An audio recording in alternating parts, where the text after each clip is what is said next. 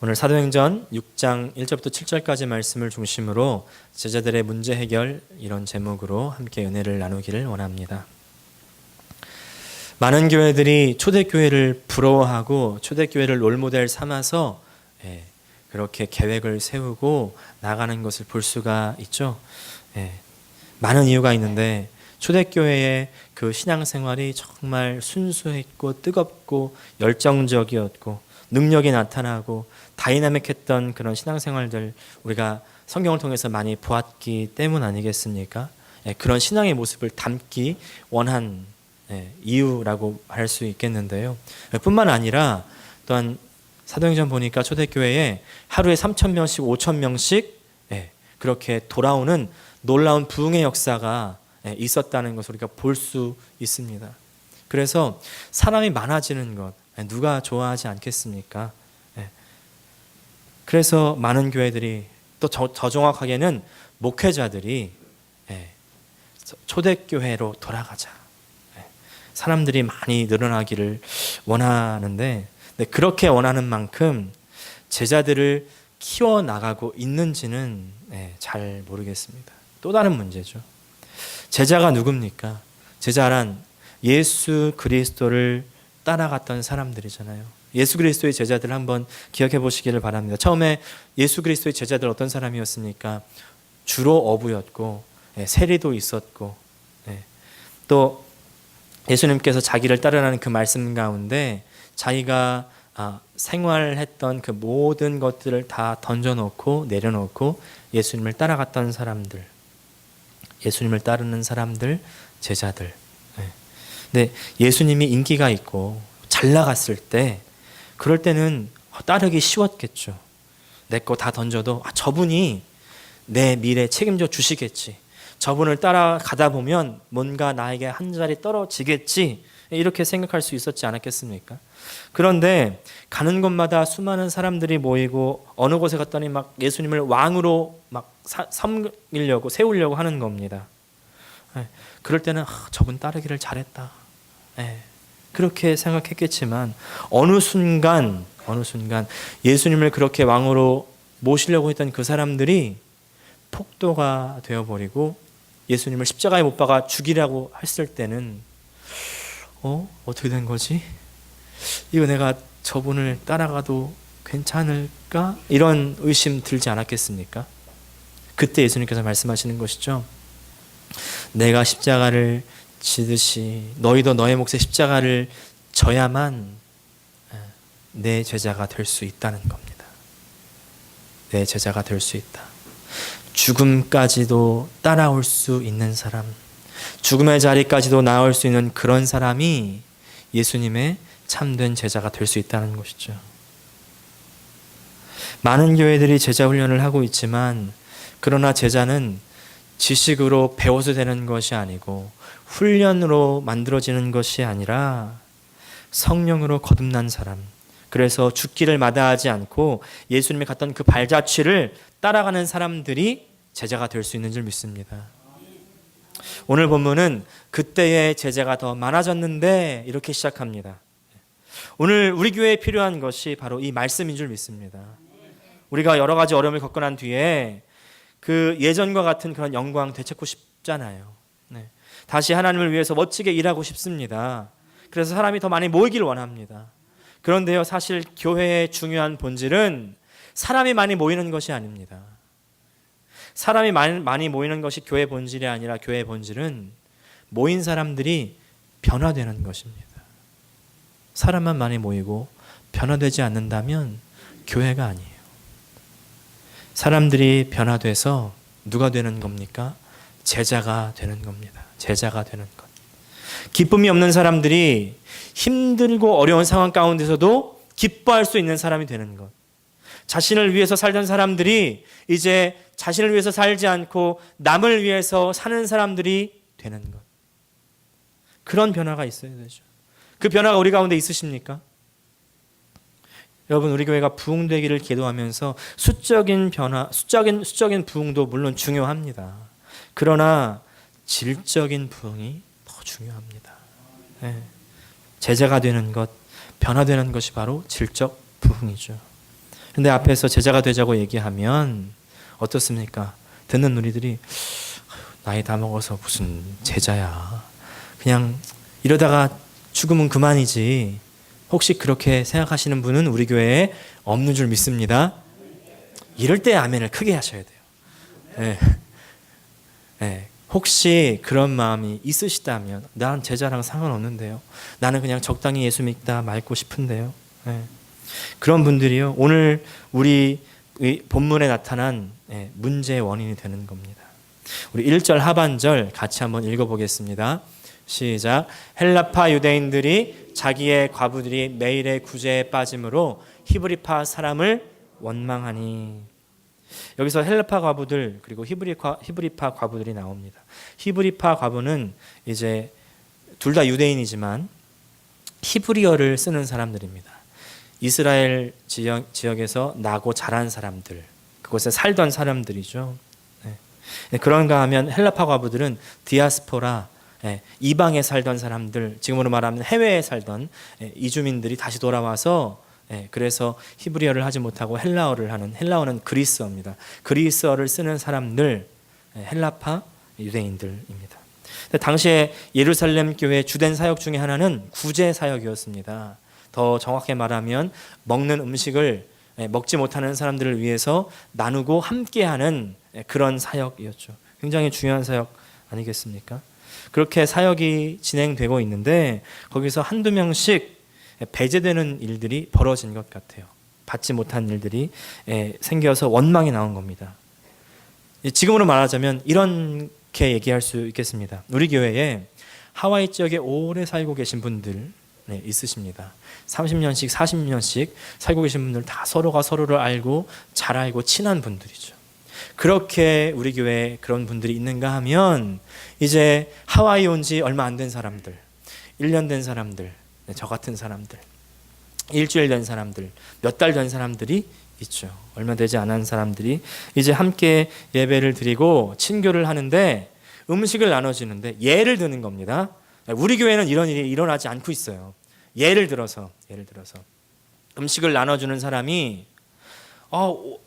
친한 사람, 다닌 지 오래된 사람에게만 고기를 200씩 주는 겁니다. 근데 온 지 얼마 안 된 저 같은 사람이 딱 봤더니, 내 그릇을 봤더니 나도 고기를 좋아하는데 고기가 없는 거예요. 어떤 마음 들겠습니까? 차별하네 이거 자기 친하다고 서로 시시석거리고 서로 웃고 좋아하면서 서로만 좋은 것 맛있는 것 많이 먹고 나만 이거 배제되네? 원망이 생기기 시작하는 거죠. 신기합니다. 음식을 나누는 일이 좋고 감사한 일이잖아요. 얼마나 은혜스러운 일입니까? 그런데 그런 감사한 일들 가운데에서 회방을 놓는 일이 생기기 시작하는 거죠. 지난주에도 나의 것을 그 주인 되신 하나님께 바치는 좋은 일이 있었지 않았습니까? 그런데 그 가운데에서도 회방을 놓는 일이 생긴 거예요. 누구예요? 아나니아와 삽비라. 하나님께 바치는 일이 더럽혀진 거죠. 근데 지금 이렇게 헌신해서 드려진 음식과 물질을 나누고 함께하는 일에도 이런 회방 놓는 일이 생긴 겁니다. 누구 역사예요? 악한 영의 역사죠. 언제든지 좋은 일, 감사한 일이 있는 그때 악한 영의 역사도 함께 하는 줄을 기억하시기를 바랍니다. 교회 안에 악한 영의 역사가 있어요. 교회 안에 이런 사탄의 역사가 있는 것은 어떤 면에서 당연합니다. 왜? 사탄은 믿음이 있을지라도 그 믿음 있는 사람들을 어떻게 해서든지 믿음에서 파선시키게 하려고 하기 때문이죠. 믿는 자라도 그 삼키려고 우는 사자와 같이 기다린다는 건 아닙니까? 믿음을 약화시키려고 하는 거예요. 악한 영의 역사가 있는 것이 문제가 아닙니다. 정말 문제는 뭐예요? 악한 영의 역사가 있을 때, 어려운 일이 있을 때 믿는 사람들은, 제자들은, 교회는 그 문제를, 그 어려운 일을 어떻게 다루는가가 더 중요한 겁니다. 거기서 세상과 교회가 구분이 되는 겁니다. 차별이 있는 거예요. 믿는 사람들과 믿지 않는 사람들, 제자와 제자가 아닌 사람들, 허다한 무리가 갈라지게 되는 것이죠. 우리 2절 말씀 같이 읽겠습니다. 시작. 12사도가 모든 제자를 불러 이르되 우리가 하나님의 말씀을 제쳐놓고 접대를 일삼는 것이 마땅하지 아니하니. 우리가 헬라파 유대인들의 원망을 들었다고 생각 한번 해보시기를 바랍니다. 아까 예로 돌아가서 제가 이제 담임 목사로서 그렇게 음식 차별받는 일을 이제 원망을 들었어요. 목사님, 어떻게 이럴 수가 있습니까? 쟤는 많이 먹고 저는 조금 먹고 교회가 어떻게 이럽니까? 그 원망을 딱 들었어요. 그래서 제가 어떻게 할까요? 먼저 음식 나눠주는 분에게 찾아가서 집사님, 권사님, 이분이 음식 때문에 시험 든 것 같아요. 다음 주에 오시면 더 잘해주시고 더 많이 주세요. 싸주세요. 막 이렇게 얘기를 아마 했을 것 같아요. 그리고 나서 또 그 원망한 그분에게 또 가서 이렇게 말하겠죠. 자매님, 또 형제님, 죄송합니다. 이런 일 다시는 없도록 하겠습니다. 잘 몰라서 그런 것 같은데 다음부터는 이런 일 없도록 하겠습니다. 저는 이랬을 것 같아요. 사도들도 충분히 그렇게 말할 수 있었지 않았을까요? 사도들, 헬라파 과부들이 음식을 적게 받았습니다. 그러면 다음 주에 음식을 2배로 줘라.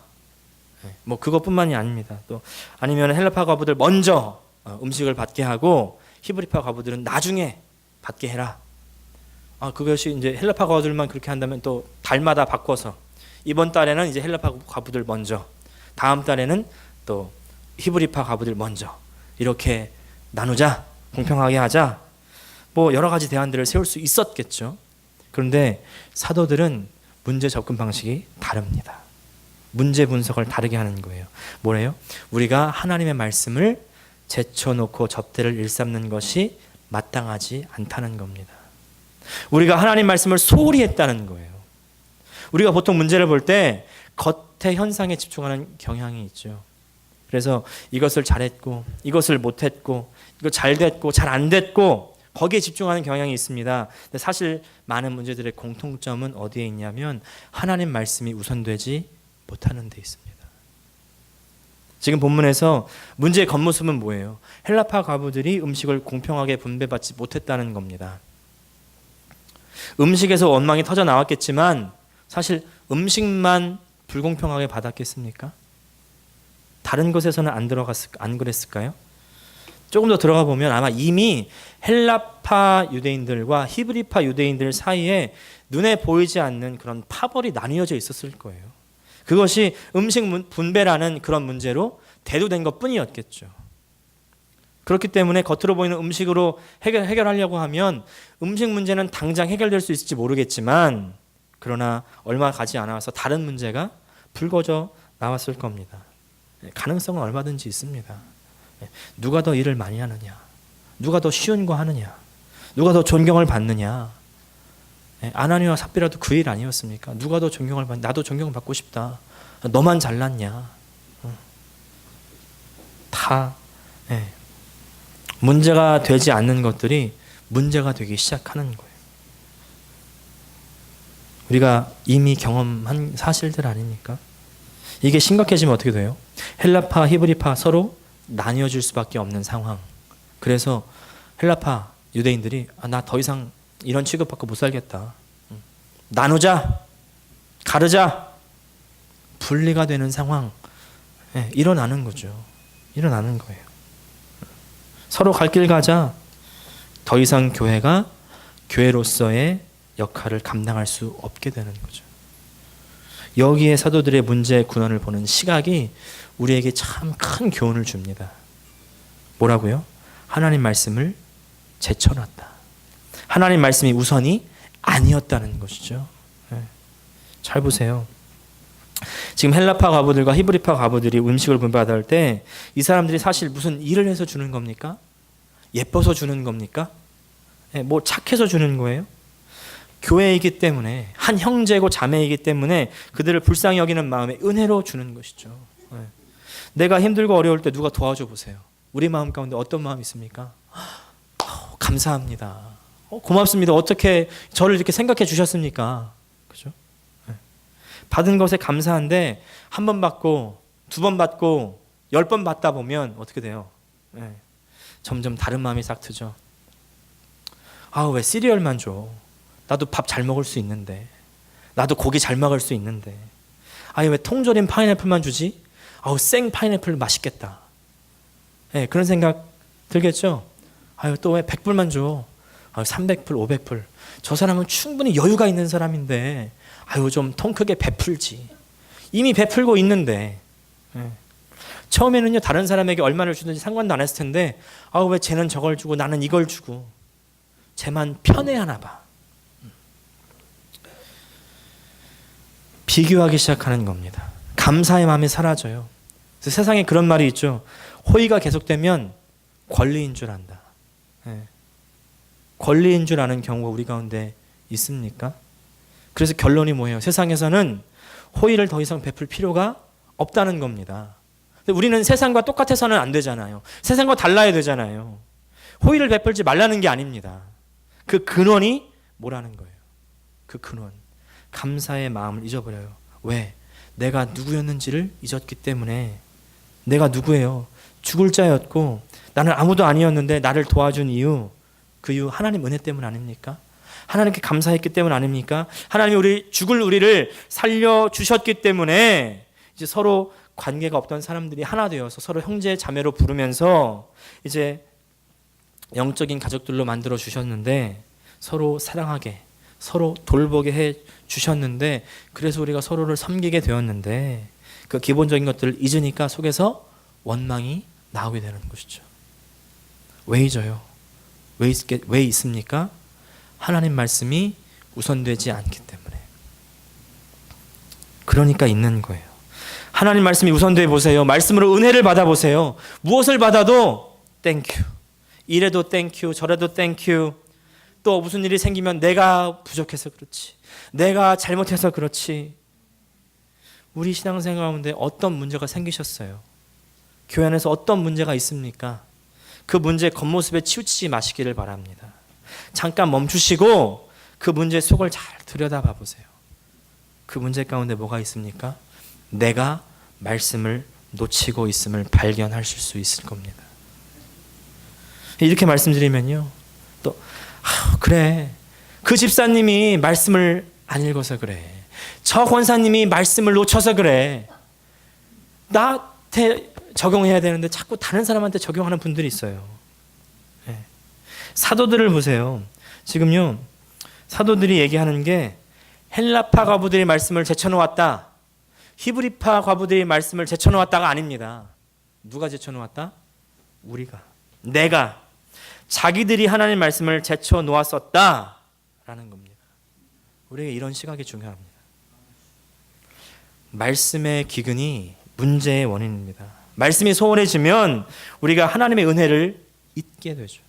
하나님의 은혜를 잊으면요, 그것이 아무리 좋은 일이고 하나님과 관계된 일을 할지라도 문제가 생기는 겁니다.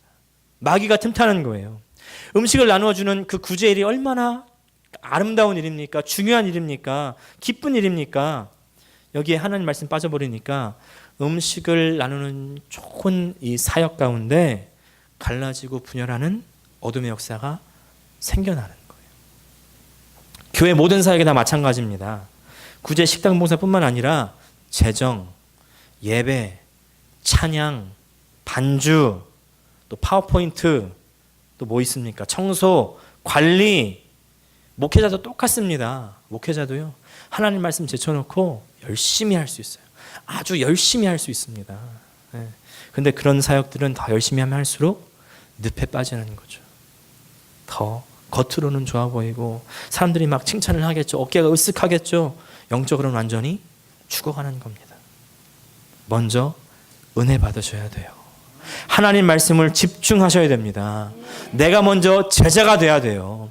그 말씀으로 내가 변화가 돼야 됩니다. 사람이 사람 못 바꾸잖아요. 제가 여러분 바꿀 수 있습니까? 용을 쓰고 기를 써도 못 바꿔요. 하나님 말씀만 변화시킬 수 있습니다. 하나님 말씀을 우선하고 나서 그러면 하나님 관계가요, 제대로 정립이 되기 시작하죠. 그렇고 나서 모든 일을 하실 수 있는 거예요. 만약 내가 봉사하는데 막 마음이 힘들고 어렵다, 마음에 기쁨이 없고 답답하다, 더 이상 일하지 마세요. 우리 밥 안 먹어도 괜찮습니다. 도너츠 먹으면 어때요? 우리 밥 먹으려고 교회 옵니까? 하나님 말씀 들으러 오는 거잖아요. 하나님 만나러 오는 거 아닙니까? 예배를, 그러니까 아멘을 크게 안 하시네. 밥 먹으러 오시나 봐요. 네, 그렇게 일하시면 안 돼요. 오히려 문제가 더 일어나기 시작하는 겁니다. 나만 죽는 게 아니고요. 다른 사람 다 죽는 거예요. 그때 그만두시고 말씀의 자리로 나오시기를 바랍니다. 사도들이 문제의 원인을 말씀이 소홀히 한 것으로 진단한 이후에 이제 해결책을 내놓습니다. 3절과 4절 말씀 계속 읽겠습니다. 시작. 형제들아 너희 가운데서 성령과 지혜가 충만하여 칭찬받는 사람 7을 택하라. 우리가 이 일을 그들에게 맡기고 우리는 오로지 기도하는 일과 말씀 사역에 힘쓰리라 하니. 사도들은 기도와 말씀에 올인 하겠다는 거예요. 올인. 사도들이 말씀에 올인해야 은혜를 끼칠 수 있고 은혜를 끼쳐야 교회가 생명력이 자라나고 교회가 살아날 수 있는 겁니다. 교회가 바로 세워질 수 있는 거죠. 영혼들이 그제서야 살아날 수 있는 거죠. 사도 본연의 사역으로 돌아가야 되는 겁니다. 여러분, 제가 말씀을 맡은 사람으로서 제가 기도의 말씀에 올인할 수 있도록 기도해 주시기를 바랍니다. 제가 기도와 말씀에 신경 쓰지 않고 다른 데 돈 돌아가기 시작하면 그 당장은 안 보일지도 몰라요. 그러나 서서히 병들어 가는 거죠. 나 병들고 교회 병들고. 교회가 생명력이 있어야 일을 할 수 있잖아요. 네. 밥을 먹어야 일을 하죠. 일을 맡은 사람의 자격을 말씀하는데 3가지죠. 성령, 지혜, 그리고 칭찬입니다. 네. 아까도 말씀드린 것처럼 성령으로 변화된 사람이 성령의 힘으로 일을 해야 됩니다. 사람의 힘으로 하는 일, 어떤 열매를 맺어요? 사람의 열매. 성령의 열매 뭡니까? 생명이고 평안이고 하나 되는 겁니다. 사람의 열매는 무너지고 갈라지고 죽어지는 거죠. 성령께서 믿음을 주시고 성령께서 지혜를 주셔야죠. 근데 우리가 흔히 하는 착각은 뭐냐면 믿음은 보이지 않는다는 겁니다.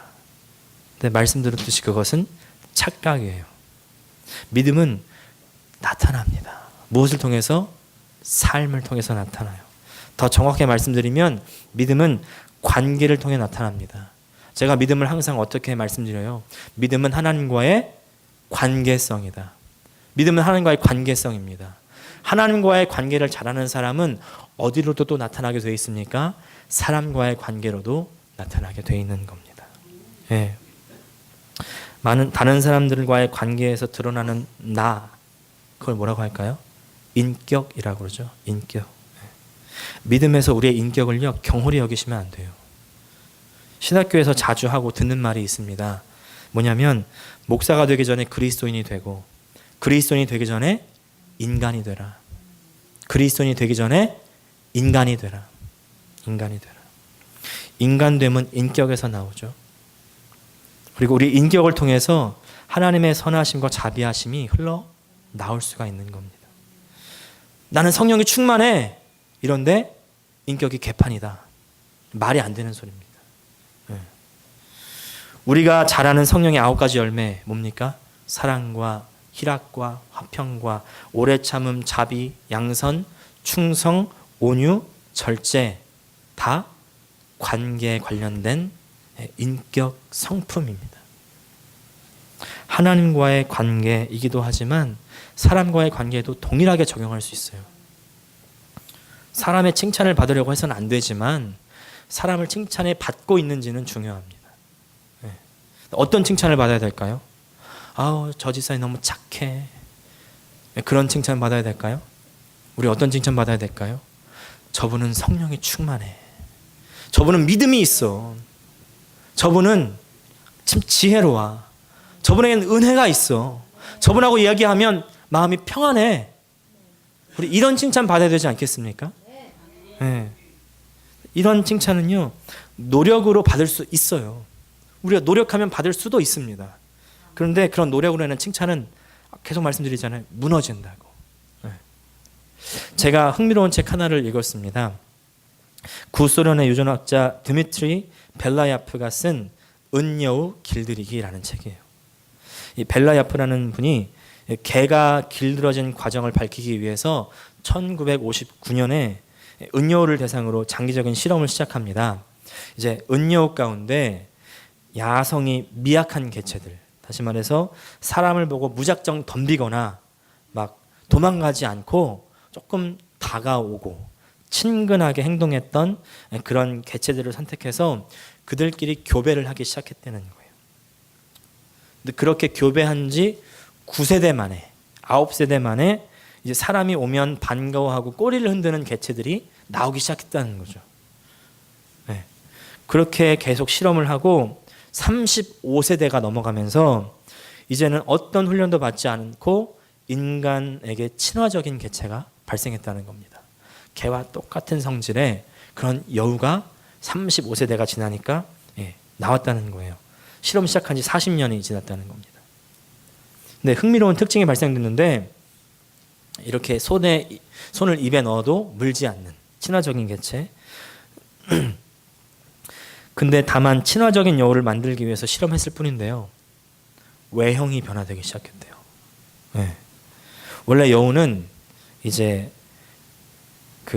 여우는 하지 않는 행동들인데 개가 사람의 관심을 끌 때 하는 행동들, 낑낑댄다거나 또 소리를 내고 핥고 꼬리를 흔드는 그런 일들을 하기 시작했고요. 뿐만 아니고 아까도 말씀드렸던 것처럼 외형, 귀가 처지고 여기 보시면 왼쪽이 은여우, 야생 은여우고 오른쪽이 이제 교미된 나중에 사람에게 친근한 그런 여우예요. 완전히 다른 종같이 생겼죠. 네.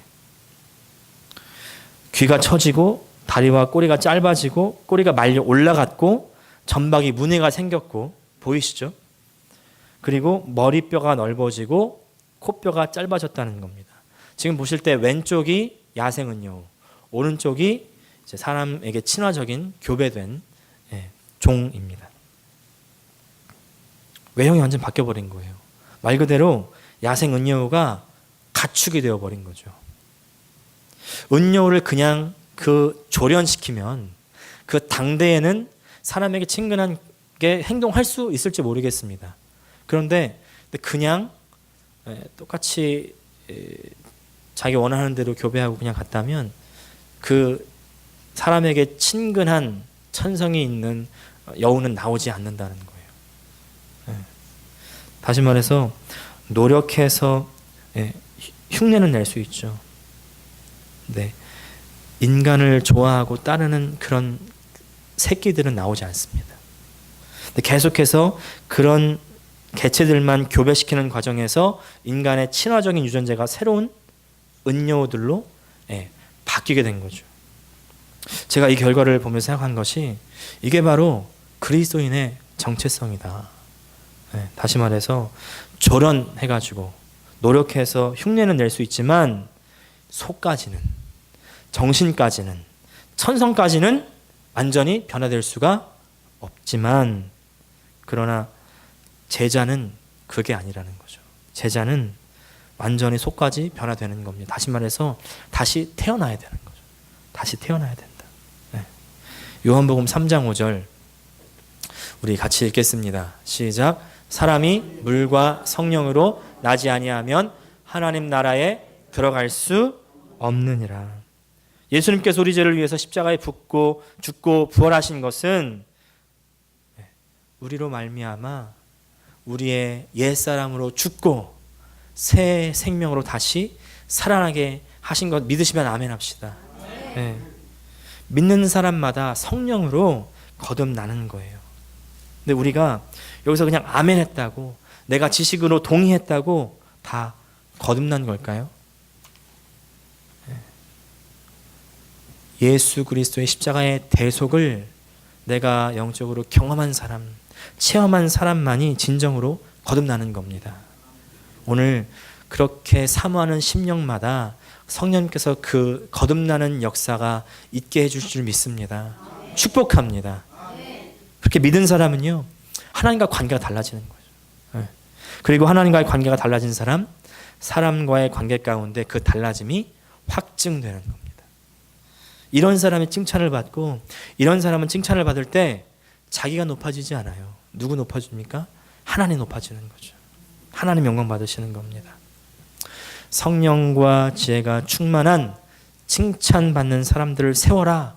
그것이 사도들의 해결 방안이었습니다. 네. 사도들은 문제 자체를 보지 않았습니다.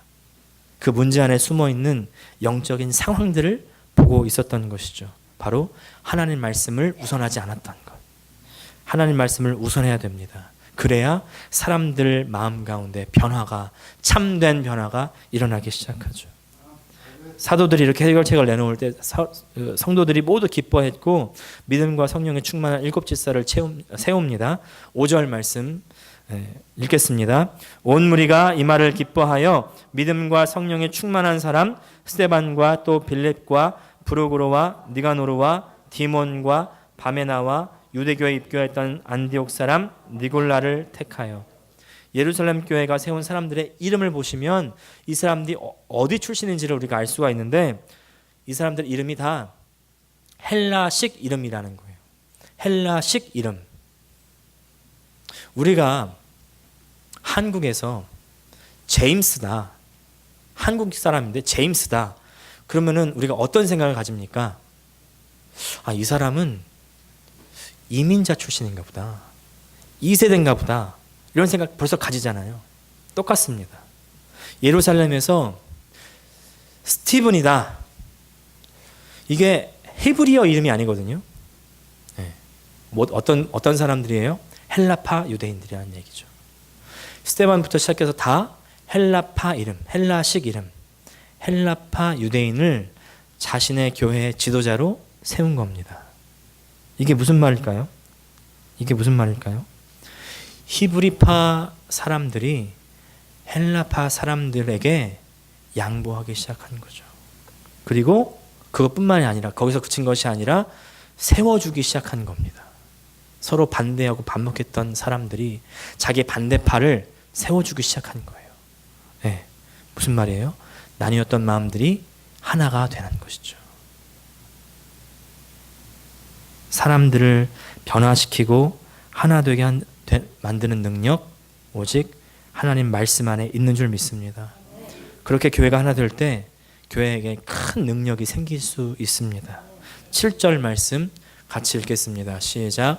하나님의 말씀이 점점 왕성하여 예루살렘에 있는 제자의 수가 더 심히 많아지고 허다한 제사장의 무리도 이도에 복종하니라. 제사장이 어떤 사람들이었을까요? 제사장은 유대교의 아주 기둥 아니겠습니까? 예수의 도를 따르는 사람들을 다 잡아 죽이려는 사람들이었어요. 그래서 예수님 잡아 죽였잖아요. 예수님을 따르는 사람 다 잡아 감옥에 가뒀잖아요. 채찍질 했지 않습니까? 네. 그런데 이 사람들이 돌아왔다는 거예요. 회개했다는 겁니다. 이 사람들이 돌아왔다는 것이 진정한 기적이에요. 그야말로 원수들이 주님 앞에 돌아온 겁니다. 하나님 말씀의 능력으로 먼저 우리가 변화받고 나뉘어진 마음들이 하나 될 때, 그 증거가 나타날 때, 바로 그때 우리를 사도행전에 그 반대했던 무리들이, 원수들이 교회 안으로 들어온 줄 믿습니다. 주님 안으로 회복된 줄 믿습니다. 우리도 우리의 마음이 주의 말씀으로 변화되기를 원합니다. 참된 문제의 해결은 거기서부터 시작되는 거예요. 그래서 우리 가운데 나뉘어진 마음들이 있습니까?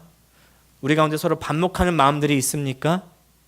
그 마음들이 하나님의 말씀으로 하나 되게 돼야 될 줄 믿습니다. 그럴 때 나의 원수들까지도 주님 앞에 나를 통하여, 우리 교회를 통하여 돌아온 역사가 있을 것입니다. 기도하겠습니다.